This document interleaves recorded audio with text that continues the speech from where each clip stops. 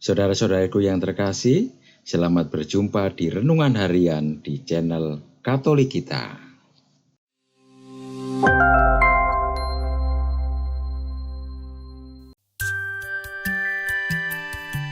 Hari ini, Senin, 13 Mei 2024, Pekan ke-7 Paskah. Bacaan pertama. Bacaan diambil dari Kisah Para Rasul, bab 19, ayat 1 sampai dengan 8. Ketika Apolos masih berada di kota Korintus, Paulus sudah menjelajah daerah-daerah pedalaman Asia dan tiba di Efesus. Di situ didapatinya beberapa orang murid. Katanya kepada mereka, "Sudahkah kamu menerima Roh Kudus ketika kamu menjadi percaya?" Akan tetapi mereka menjawab dia, "Belum. Bahkan kami belum pernah mendengar bahwa ada Roh Kudus." Lalu kata Paulus kepada mereka, "Kalau begitu, dengan baptisan manakah kamu telah dibaptis?" Jawab mereka, "Dengan baptisan Yohanes." Kata Paulus, "Baptisan Yohanes adalah baptisan tobat." Dan Yohanes sendiri berkata kepada orang banyak bahwa mereka harus percaya kepada Dia yang datang kemudian daripadanya, yaitu Yesus. Ketika mendengar hal itu, mereka memberi diri dibaptis dalam nama Tuhan Yesus. Dan ketika Paulus menumpangkan tangan di atas mereka, turunlah Roh Kudus ke atas mereka, dan mulailah mereka berkata-kata dalam bahasa roh dan bernubuat. Jumlah mereka adalah kira-kira 12 orang. Selama 3 bulan, Paulus mengunjungi rumah ibadat di situ dan mengajar dengan berani. Lewat pemberitaannya, ia berusaha meyakinkan mereka tentang kerajaan Allah. Demikianlah sabda Tuhan. Syukur kepada Allah. Bacaan Injil. Bacaan diambil dari Injil Suci menurut Yohanes, bab 16, ayat 29 sampai dengan 33. Dalam amanat perpisahannya, Yesus berkata bahwa akan tiba saatnya bahwa ia tidak lagi berbicara dengan memakai kiasan. Maka para murid berkata kepada Yesus, "Lihat, sekarang engkau berkata-kata terus terang dan engkau tidak memakai kiasan.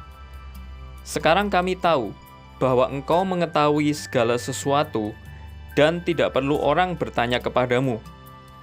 Karena itu kami percaya bahwa engkau datang dari Allah." Jawab Yesus kepada mereka, "Percayakah kamu sekarang?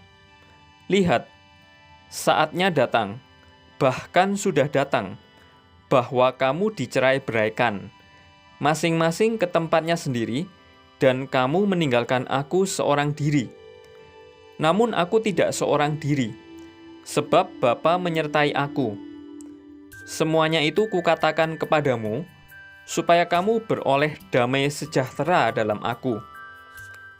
Dalam dunia, kamu menderita penganiayaan, tetapi kuatkanlah hatimu.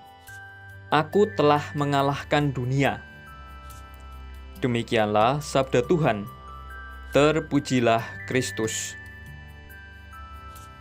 Dalam bacaan pertama, dikatakan bahwa baptisan Yohanes adalah baptisan tobat. Jika seseorang dibaptis dalam nama Tuhan Yesus, maka ia akan menerima anugerah Roh Kudus yang memampukannya untuk bersaksi di tengah dunia. Dalam bacaan Injil, Yesus menyatakan tentang tantangan besar yang akan dialami oleh para murid-Nya. Walaupun demikian, ia juga memberikan kepastian bahwa jika mereka percaya, maka mereka akan mampu mengalahkan dunia dan memperoleh damai sejahtera. Keberanian untuk menderita di tengah dunia karena Kristus dan Injil harus menjadi prioritas kita. Penderitaan dan penganiayaan karena Kristus bukanlah tanpa makna, sebab melalui pengalaman itulah kita semakin mampu melihat Roh Kudus berkarya menyertai kita. Kita akan selalu mampu melewati saat-saat genting kehidupan kita apabila kita berjalan bersama dengan Yesus. Dukungan iman.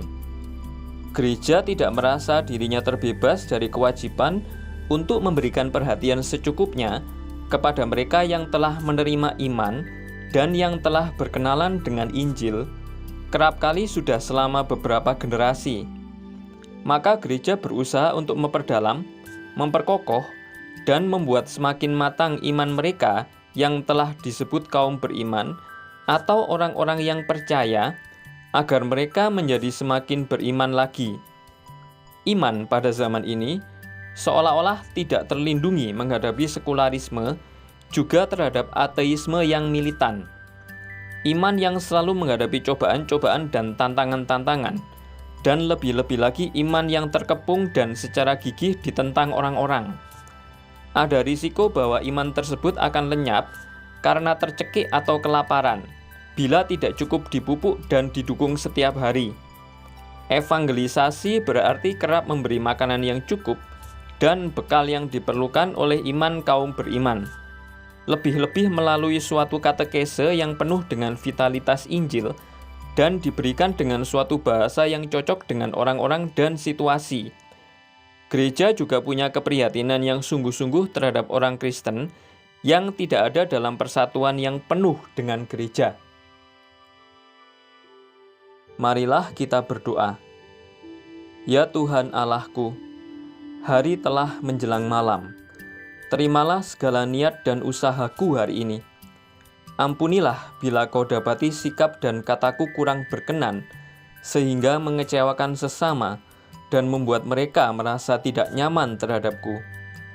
Tuhan, berilah aku rahmat-Mu, agar dapat memperbaikinya seturut kehendak-Mu. Amin. Saudara-saudari yang terkasih, terima kasih atas kebersamaannya dalam renungan harian ini.